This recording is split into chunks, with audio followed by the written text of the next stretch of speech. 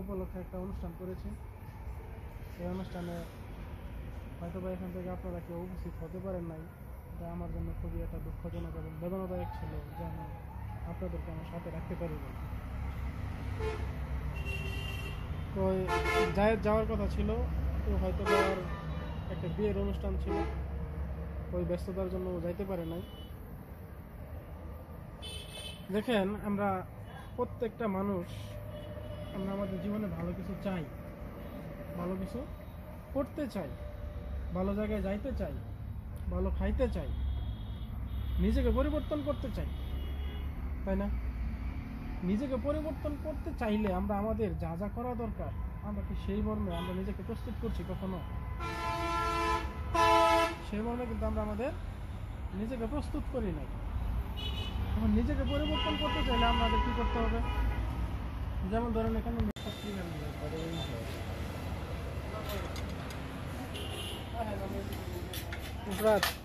তোমার অনুভূতি কি? অনুভূতি আসলে খাবার সামনে এখন অনুভূতি জিজ্ঞেস করতে নেই, কারণ যত সময় যাবে ডিস্টার্ব করতে আসলাম এই সময় আসলে। আচ্ছা, মানে কি বলতো এটা আসলে বলা যায় না। ফুড ব্লগার যারা থাকে তারা এই সময় ভিডিও বানায়। ভাই আমার অনুভূতি অনেক ভালো লাগতো ভাই, কিন্তু ওইদিকে বিবাহিত চলছে। আচ্ছা, তোমার অনুভূতি কি? আমার অনুভূতি আলহামদুলিল্লাহ ভালোই। ওইদিকে জামাই বসে আছে তো। আচ্ছা, বাইরের অনুভূতি কি? একটু বলি যদি, আচ্ছা, সে কিন্তু আসতো না, ক্যামেরাটা ওইদিকে, সে কিন্তু আসতো না। কেন আসলো?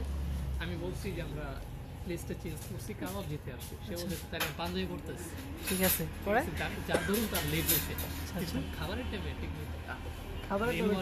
না, খাবার মিস করা যাবে, প্রচুর খাওয়া দাওয়া করতে হবে।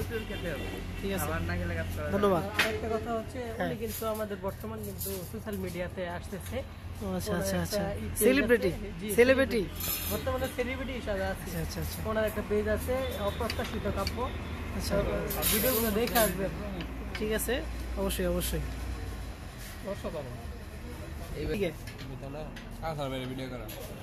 তুমি তো বসো না, এদিকে বসে পড়ো। আশিক ভাই, তোমার অনুভূতি কি? হ্যাঁ, অনুভূতি শেয়ার করার মতো না। সেই অস্থির রাতুল, তোমার অনুভূতি কি বলো? ভাই অনেক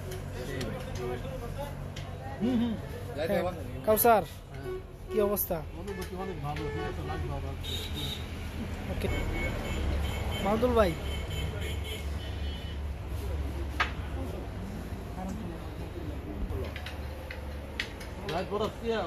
মেরে দিও।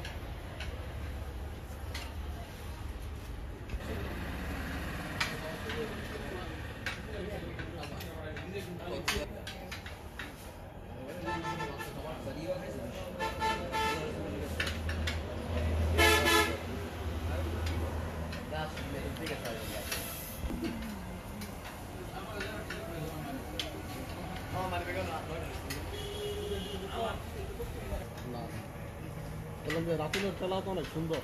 রাতুলের খেলা তুলে শোনা গেছে, সামনে এবার রাতুলের টক করে আলেমে হক।